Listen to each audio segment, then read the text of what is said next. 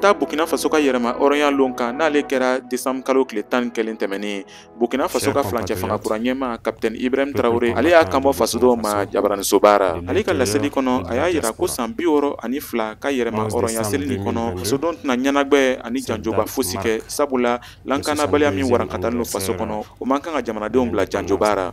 Notre indépendance n'est pas acquise. An ka yɛrɛma hɔrɔnya ma sɔrɔ ɲanama sabula maa jugu siginin no an ka dugukolo kan. An ka nafolo sɔrɔ cogo nagasinin no ani an bolo yɛrɛ sirinin no. An ka yɛrɛma hɔrɔnya ɲini yɛrɛ kɛlɛ daminɛnen no kabi lɔgɔkun damadamani. Nin kɛlɛ nin kɛn ka kɛ ni an ka mugu ani kisɛw le ye nka ni an ka sawuraw ye an ka kɛwalew ani an ka nafolo sɔrɔ ko yɛrɛ lakilenni kɔnɔ. Le redressement de notre économie.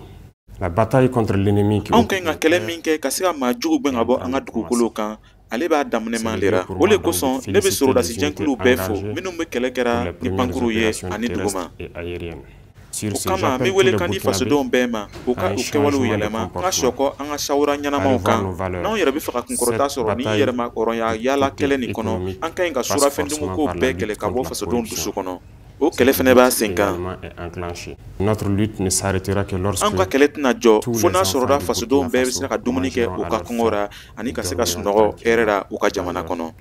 Restez confiants, ne bɛ min yala bɛɛ fɛ a k'aw hakili sigi k'aw bɛn kelen ma ani k'aw kɔrɔ gɛlɛn finitigiw kɔfɛ k'aw kɔrɔ gɛlɛn an ka yɛrɛkɔrɔsi dugulenw kɔfɛ fana. Faso walima saya se y'an ta ye. La patrie ou la mort, nous vaincrons.